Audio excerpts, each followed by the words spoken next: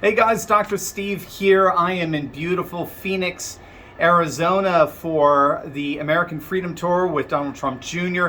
and Judge Jeanine Pirro.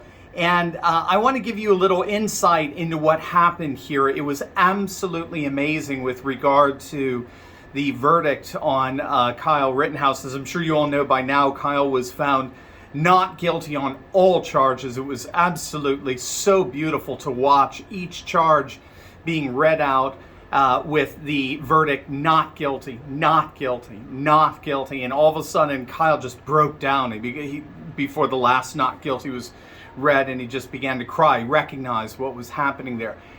Here in Phoenix, Arizona, this is going to blow you away. Here in Phoenix, Arizona, that verdict was being read and it got announced while Judge Jeanine was speaking on stage. And she was speaking and someone yelled out, Kyle Rittenhouse not guilty on all charges. And she began to openly weep. She was so excited. She was praying for him. And everyone in this, and it was actually at a church. It's a church that Trump spoke at last year, a couple of years ago. It's a massive church, seats about 4,000. So it was filled to capacity. So we're talking 4,000 people, all just so excited about what happened. And it's amazing because it just happened right after I spoke. And if it happened when I spoke, it was going to be like, it's like it didn't fit into what I was talking about. But here Judge Jeanine is talking about the importance of law and the fear we have that law is being replaced by weaponized legalism, where Democrats increasingly use the law to shove their view of the world down the throats of the nation. And so anyway, it was an absolutely beautiful, beautiful scene, and couldn't be more appropriate speaker for that to happen at the literally halfway through her speech. So Kyle has been acquitted. He is a free person. I believe as a result now he is going to start suing media outlets. And that's one of the things I wanted to talk to you about. I think now as a result of this acquittal, or multiple acquittals, the media is now officially guilty. We've always known it, but now the world is seeing it. Now, of course, the media has to cover their tracks, and they cover their tracks by saying, well, this is because we live in a racist system. This is because the jurors were racist. This is because the whole system is rigged on behalf of white people and the like. That's what you're going to hear as a way of them trying to cover their tracks.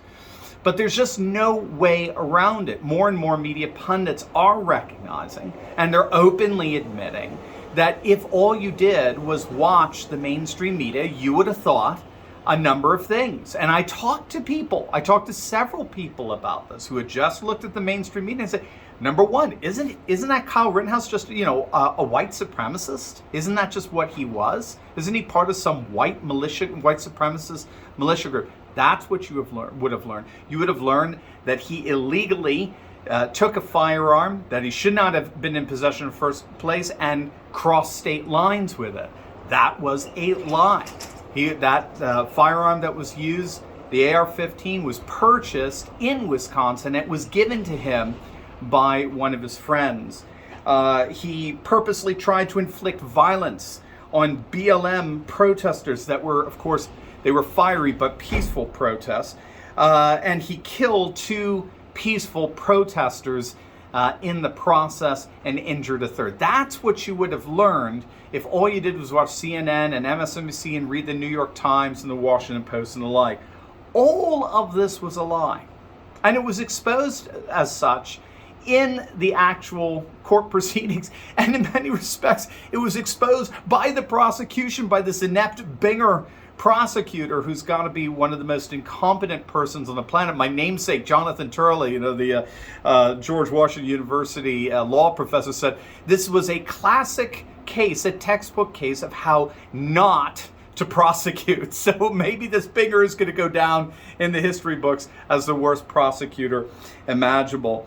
I have to say, though, that when all is said and done in terms of the media's guilt in all of this, they are the true vigilantes. That's what I think we need to get. They are the vigilante media. They're claiming that Kyle Rittenhouse was a vigilante, a ruthless vigilante. They, the media, were all throughout this process the judge, the jury, and the executioner. They warped facts purposely. Glenn Greenwald has pointed out that CNN, MSNBC know that their audience has no problem with them lying.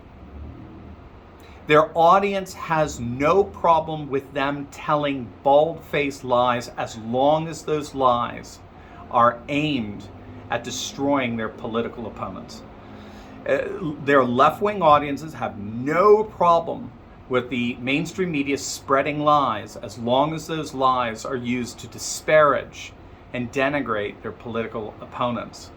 And so what we have to understand is the media were the true vigilantes in this process. They were the ones that tried to take justice in their own hands. They were the ones who were trying to intimidate the jurors. As you know, MSNBC got tossed out of the courtroom, rightfully so. I don't think they should ever be allowed back in. Again, I don't think MSNBC should be treated as in any way a reputable news outlet. They are now officially left-wing propaganda. There's as left-wing as Salon.com or Vice, you name it. So what I would say in all of this is Kyle, his character has been vindicated, and the media has been radically vilified in this entire process. And finally, I think the most vile element to all of this is the way the media is going to continue to try to cover their tracks by pushing and racism and fanning the flames of racial animosity all the more. They really are the enemy, the American people. Joy Reid is now truly the new national spokesperson for BLM and the most radical wings of BLM. When she says there's no such thing as CRT, critical race theory, she is the embodiment of critical race theory. And she is happy to see schools follow suit. So I think what we're seeing now in this doubling down on this narrative of Kyle Rittenhouse being a white supremacist, and he was just acquitted by a justice system that bends towards white supremacism by its very nature. I think that's one of the most vile and indeed the most destructive narratives imaginable for the future of our country. And I pray that more and more people are going to see that, see it for what it is, and reject the mainstream media, and we will see their trustworthiness polls for their trustworthiness hit into the single digits, and then in effect they're dead, they're gone. And if we can get rid of the mainstream media, at least disparage them down to 10-12% support, then the Democrats are done, because their major propaganda wing has just been just marginalized, pushed to the periphery of society. So I think it's going to be, let them double down, just like they're doing with CRT. Let them double down on the whole racist narrative. They're angering more and more whites. They're angering more and more Latinos and Asians. And I think that's good news for the future of those of us who love faith, family, and freedom, and a patriotic society. So God bless Kyle Rittenhouse. We're all praying for him. I hope he and Nick Sandman, made famous in the Kentucky Covington High School situation that got millions upon millions of dollars in a lawsuit settlement with CNN and other news media outlets. I hope Kyle Rittenhouse follows suit and sues them to oblivion. That would be a beautiful thing to see. All right, gang, I'm back to the conference. Hope to see you guys soon. God bless.